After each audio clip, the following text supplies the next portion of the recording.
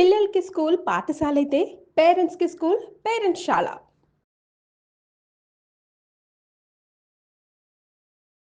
వాగర్థావివ సంపృక్తౌ వాగర్థ ప్రతిపత్తయే జగతః పితరౌ వందే పార్వతీ పరమేశ్వరౌ.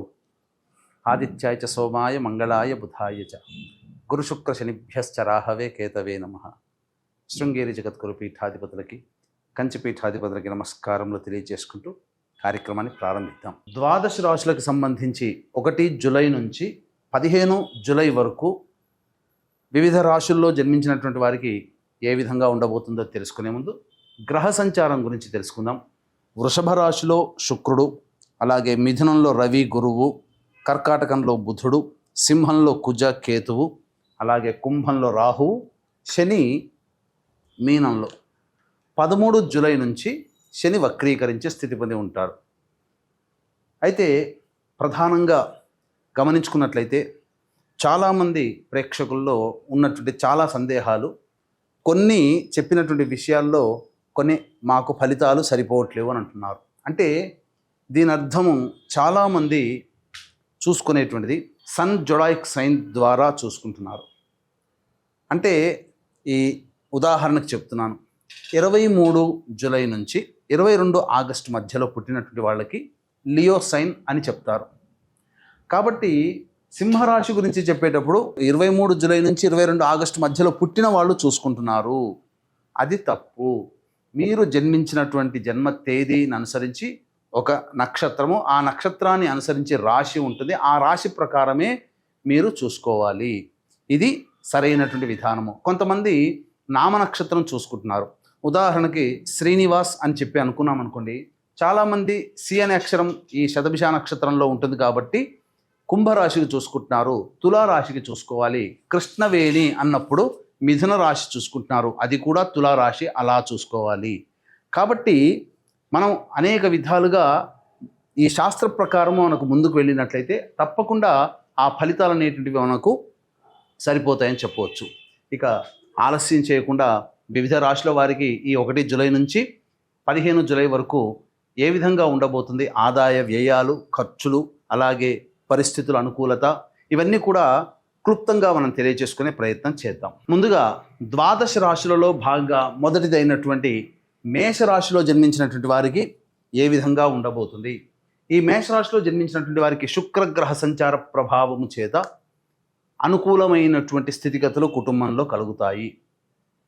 ముఖ్యంగా ఏవైతే దాంపత్య సమస్యలు కానీ మాట పట్టింపులు ఉన్నాయనుకోండి, ఎవరైనా స్త్రీ పురుషులకు ఎవరికైనా కానీ ఆ సమస్యలు తీరి కుటుంబం ఆనందంగా జీవించడానికి అవకాశం ఏర్పడుతుంది. అలాగే గృహంలో విలువైనటువంటి గృహోపకరణాలు సంబంధించి కొనుగోలు చేయడం జరుగుతుంది. ఈ శుక్రగ్రహ సంచారము అనుకూలంగా ఉంటుంది. ధనపరమైనటువంటి విషయాల్లో చక్కటి అనుకూలత కలిగి ఉంటుందని చెప్పవచ్చు.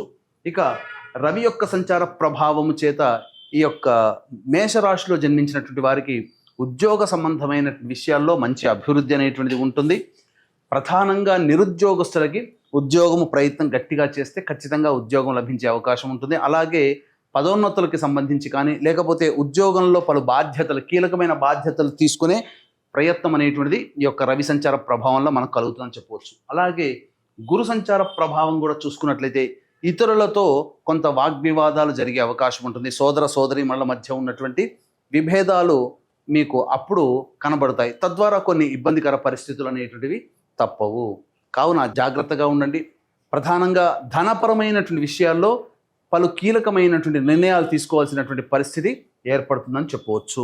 డబ్బు ఎవరికి కూడా అప్పుగా ఇవ్వకండి. మీ డబ్బు మీ నుంచి చేజారిపోతుంది. ఈ గురుగ్రహ సంచార ప్రభావం తెలియజేస్తుంది.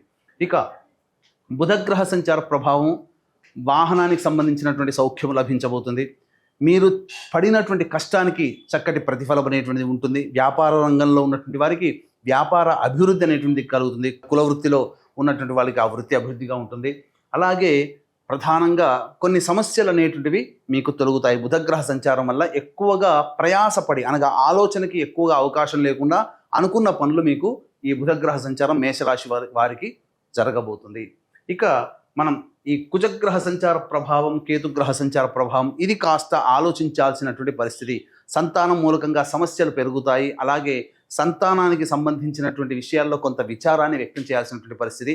సంతానం మూలకంగా ఖర్చులు కూడా ఈ కుజకేతు గ్రహ సంచార ప్రభావం కలుగుతుంది. అలాగే కొంత యాంగ్జైటీకి లోనయ్యేటువంటి పరిస్థితులు కానీ, లేకపోతే విపరీతంగా ఆలోచించేటువంటి కోపానికి సంబంధించి కోపోద్రిక్తమయ్యేటువంటి విషయాల్లో వేలు పెట్టడం, తద్వారా మీకు ఇబ్బందికరంగా మారుతుందని చెప్పవచ్చు.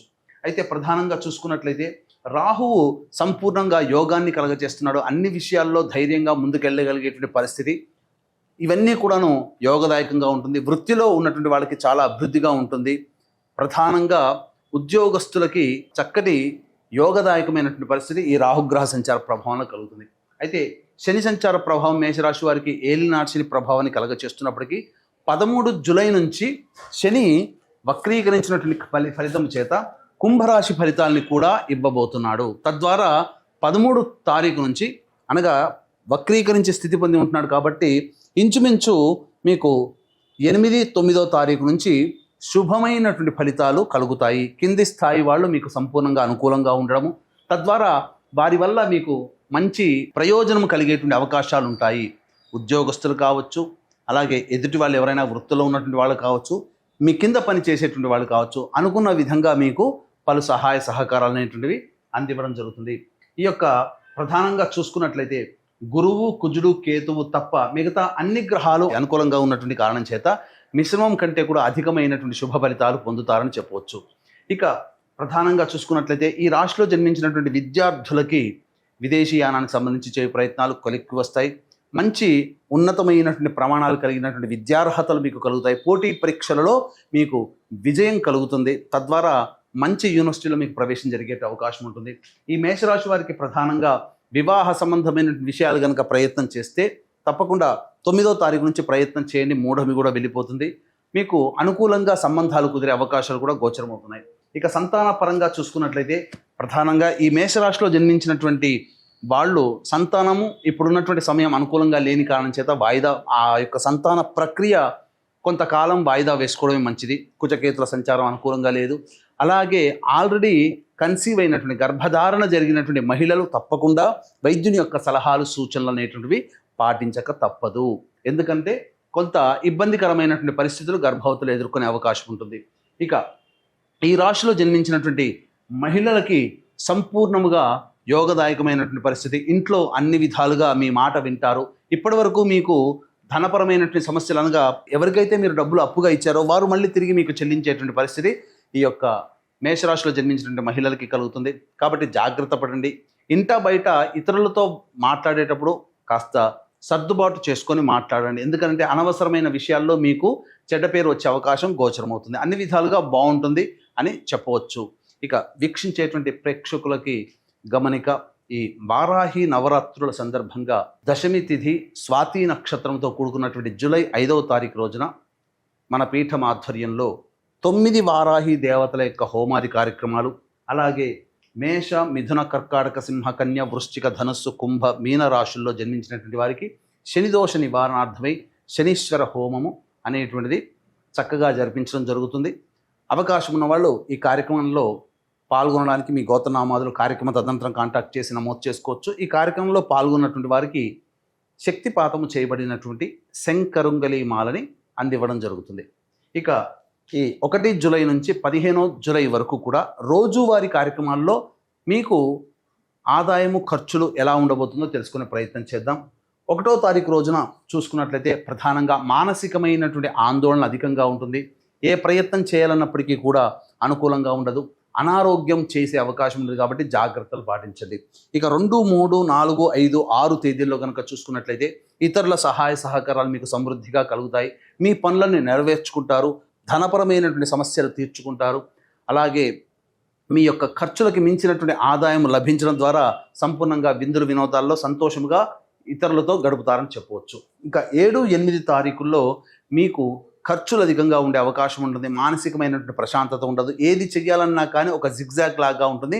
అన్ని విషయాల్లో కూడా మీకు అనుకూలత ఉండకపోగా ప్రతికూలతలు కూడా ఎక్కువగా ఉంటాయి. కాబట్టి చాలా జాగ్రత్తలు పాటించాల్సినటువంటి పరిస్థితి అని చెప్పవచ్చు. ఇక 9, 10, 11 తేదీలో కనుక చూసుకున్నట్లయితే ఈ రాశిలో జన్మించినటువంటి వారికి ప్రధానంగా సంతానం మూలకంగా విభేదాలు, ఖర్చులు అనేటివి పెరుగుతాయి. లౌక్యంతో వ్యవహరించండి. అలాగే ఖర్చులు కూడా అధికంగానే ఉంటాయి. ప్రధానంగా మీ ఆస్తికి సంబంధించినటువంటి విషయాలు చర్చకు వస్తాయని చెప్పవచ్చు. ఇక 12, 13, 14, 15 తేదీల్లో ఈ యొక్క రాశిలో జన్మించినటువంటి వారికి ఉద్యోగ సంబంధమైనటువంటి సమస్యలు తీరుతాయి. ప్రధానంగా ఉద్యోగంలో మీకు ప్రతిష్టలు పెరుగుతాయి, కీలకమైనటువంటి బాధ్యతలు చేపట్టే అవకాశము, నిరుద్యోగస్తులకు ఉద్యోగం లభించే అవకాశము, ధనపరమైనటువంటి సమస్యలు అన్నీ కూడా తీరుతాయి. అన్ని విధాలుగా శుభయోగంగా ఉంటుంది. వ్యాపారంలో ఉన్నటువంటి వారికి, వృత్తిలో ఉన్నటువంటి వారికి అనుకూలత ఎక్కువగా ఉంటుందని చెప్పవచ్చు. ఏ తర్వాత చెప్పుకొచ్చేది ఏమిటంటే 7, 8, 1 మరియు 9, 10, 11 తేదీల్లో జాగ్రత్తలు పాటించండి. మిగతా తేదీల్లో అన్ని అనుకూలంగా ఉన్నటువంటి కారణం చేత శుభమైనటువంటి పరిస్థితులు, శుభమైనటువంటి యోగాలు మీకు కలుగుతాయని చెప్పడంలో ఏమాత్రం సందేహం లేదు. ఇక వీక్షించేటువంటి ప్రేక్షకులు కూడా ఈ సంబంధించినటువంటి చెప్పినటువంటి విషయాల్లో సమస్యలు మీకు ఉన్నప్పుడు జాతకరీత్యా ప్రధానంగా ప్రతిరోజు సుబ్రహ్మణ్య భుజంగ స్తోత్రము, కాలభైరవాష్టక పారాయణం మీరు ప్రతిరోజు పఠించండి, రోజుకి 3 సార్లు. ఇప్పుడు చెప్పినటువంటి సమస్యల కంటే ఇంకా విభిన్నంగా మీరు ఎక్కువగా సమస్యలు ఎదుర్కొంటున్నట్లయితే దగ్గరలోని మంచి ఉపాసనా పరులైనటువంటి జ్యోతిష్యులని సంప్రదించి వారి సలహాలు, సూచనలు కనుక పాటించినట్లయితే మరింత మెరుగైనటువంటి జీవితాన్ని పొందుతారని తెలియజేస్తూ సర్వం శ్రీ ఉమామహేశ్వర పరబ్రహ్మార్పణమస్తు.